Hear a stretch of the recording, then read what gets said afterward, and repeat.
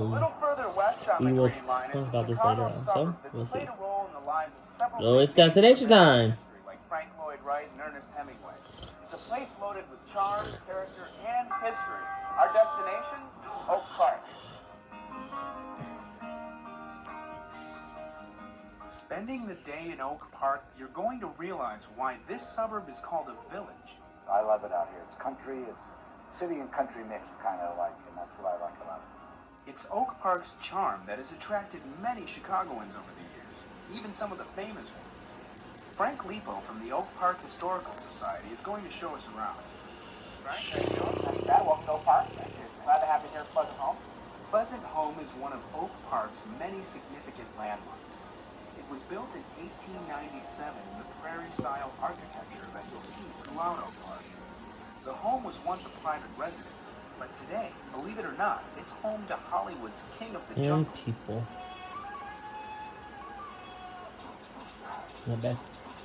So this is the Tarzan Road. Yeah, a lot of people don't realize that Edgar Rice Burroughs wrote the Tarzan stories, lived in Oak Park for about 10 years, and he'd grown up on the west side of Chicago and wrote a number of the stories while living here. It was in Oak Park that Edgar Rice Burroughs wrote 4 of his Tarzan novels. In addition to his books, the exhibit shows the many Tarzan films that were made and the actors and actresses who brought Tarzan and Jane to life. Of course, Tarzan wasn't just about books and movies.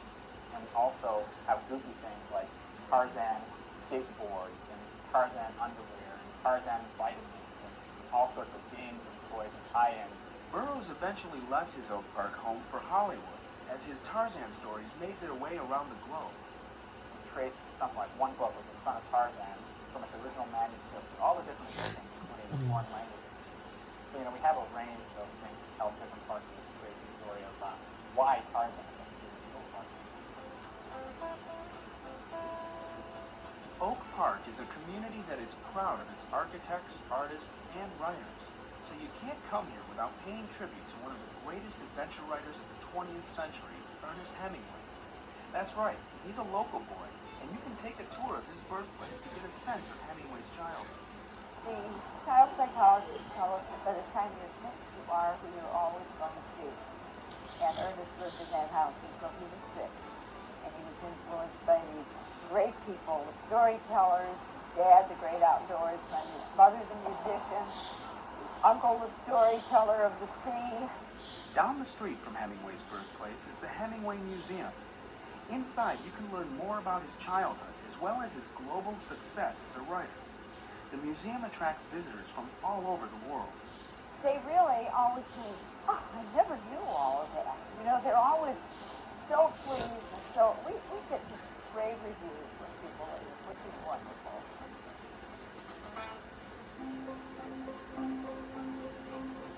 The streets of Oak Park are filled He with is architectural acting. treasures, thanks mostly to Frank Lloyd Wright, the creator of the prairie style of architecture.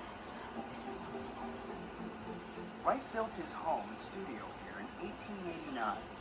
After that, Oak Park became known as the birthplace of American architecture. Mr. Wright's architecture is really appealing because he was such a creative person. He was way ahead of his time.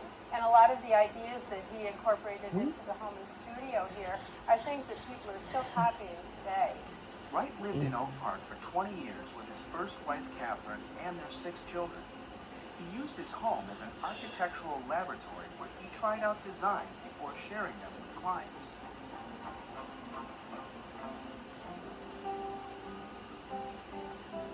Frank Lloyd Wright's style can easily be viewed by just walking down the street. You can compare his style with the other forms of architecture from the same era. People take walking tours of the Frank Lloyd Wright Prairie School Architecture and Historic District, which includes 4th Avenue, which is one of the many streets. And some people have said it's sort of like a living museum of architecture. Finally, Frank Lloyd Wright's style can also be seen in Oak Park's Unity Temple, which he proudly called his little jewel. The village of Oak Park has a few other gems, like the conservatory, which was started in 1914 by residents who brought plants here from all over the world.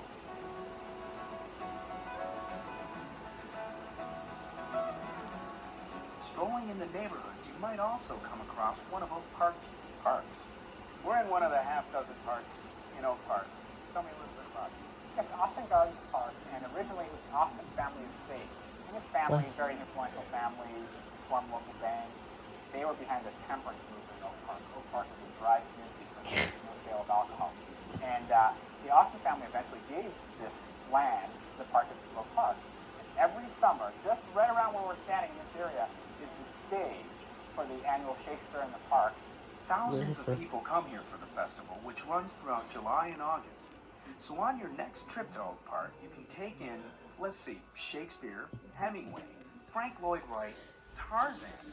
Hey, is it true that Bob Newhart is also from here? A quick way to get to Oak Park from downtown is to take the Green Line or the Blue Line westbound to your destination. The CTA also runs buses to Oak Park.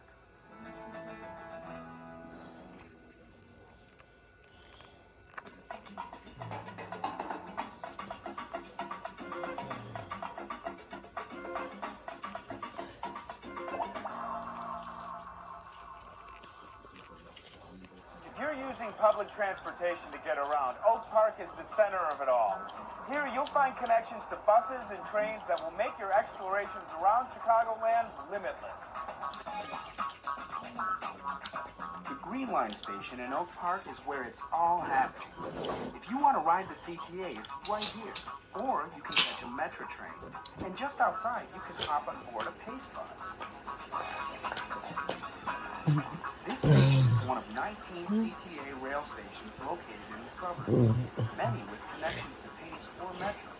The Oak Park station at Harlem and Lake is a great example of the integration of service between CTA, Pace, and Metro. There are 5 bus lines from the Pace system that reach either end of this station. There are Metro train stations, and the CTA train station are actually one and the same. They share a station house. Each day, nearly 2 million people use the CTA, Pace, or Metro. Sari Campbell is one of them. She connects from a Pace bus to a Green Line train twice a week. I like to say this convenient and economical. The CTA has a network of more than 90 bus and train stops that link up with Pace and Metro. The bus and train schedules are set up so customers can travel with ease between all 3 systems. We are a metropolitan region, and it is essential to have a connectivity between our surrounding suburbs, the downtown location, and have a system that is purely coordinated. The CTA and Pace share something else as well, fare cards. That's right, you can hop from the CTA to Pace and use the same transit card. Metro also offers a convenient way to connect with CTA and Pace. So that you take the Suburban Rail downtown and use your link-up pass to jump on the CTA or Pace system.